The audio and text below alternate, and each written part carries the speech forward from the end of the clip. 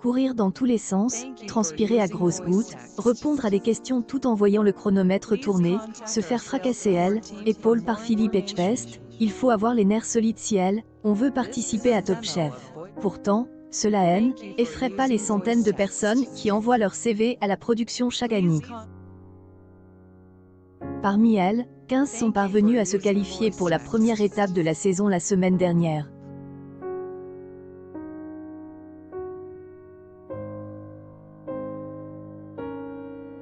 Outre elle, envie de rencontrer Stéphane Rothenberg, les motivations des uns et des autres ne sont pas toujours les mêmes.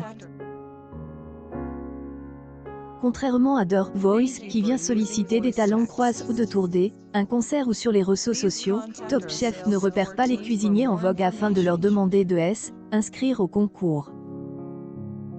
Il y a un tel bouche à oreille, ils savent bien quand se passent les castings. Ce ne sont que des candidatures spontanées, assure Florence Duhaillot, la productrice de émission.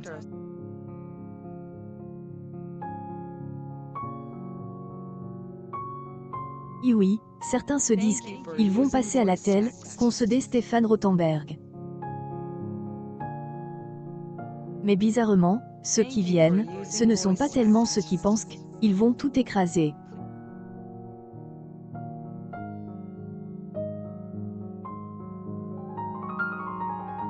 Il y en a juste un ou deux. Et pourtant, avec 3,9 millions de fidèles, en dernier, la célébrité acquise en quelques semaines grâce à audience du programme est fulgurante.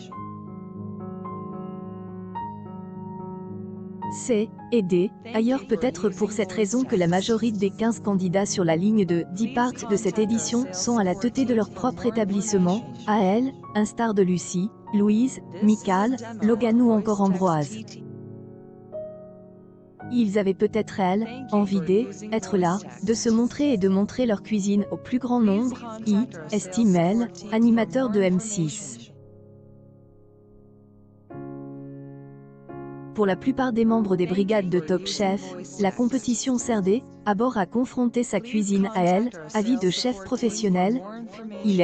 Agissent des membres du jury ou des invités prestigieux, franqués ou internationaux.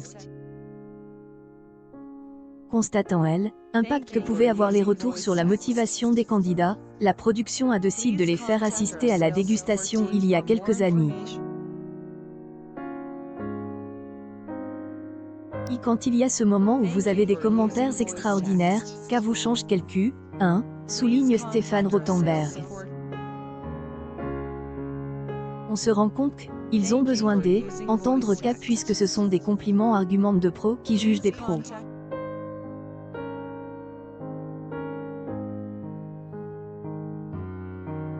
Un chef respecte peut vous engueuler une fois mais lorsqu'il vous dit bravo, c'est super important. Il y a 25 ans, Liliane souhaitait ouvrir son propre restaurant, devenir un des plus grands chefs de sa génération et accumuler les étoiles sur son tablier. Malheureusement, à quelques jours de la signature qui allait changer sa vie, le premier confinement est abattu sur le pays. Pour subvenir à ses besoins, le jeune homme est devenu directeur un hypermarché a pas touché un couteau entre cet événement et son entrée dans le concours. Il y a des gens qui veulent savoir où ils en sont dans leur cuisine et aussi sur eux-mêmes, témoigne Philippe Etchebest, en citant notamment le nom de Liliane. Pose des questions.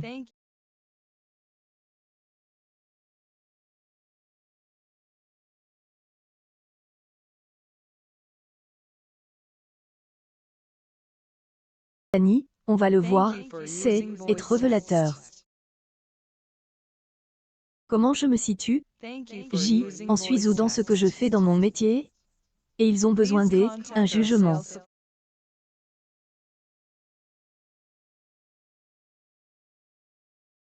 Confronté à avis des professionnels et au niveau de 14 concurrents est occasion rêvée pour lui de trouver des raisons de atteler de nouveau au travail.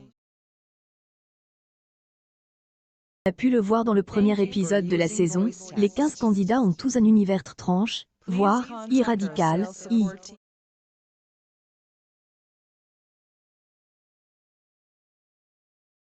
Et notamment le cadet, Ambroise qui a décidé de surprendre tout le monde en cuisinant un énorme silure pour se qualifier. Dans son resto, le cuisinier ne prépare que des poissons pêche dans la Loire.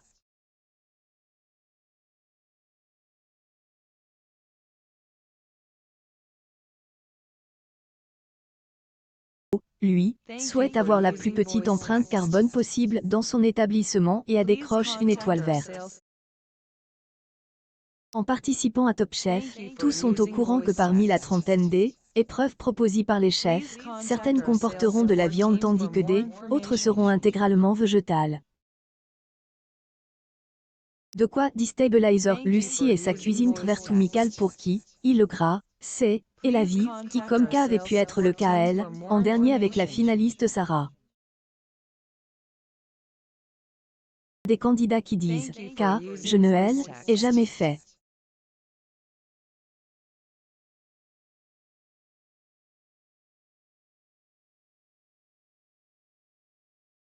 Je haine, et pas envie de le faire, ne aime, inspire pas relate Stéphane Rothenberg.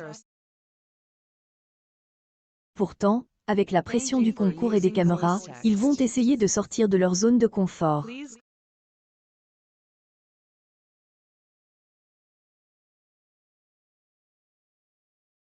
Parfois, va marcher au-delà de ce qu'ils imaginaient, rassure elle, Annie.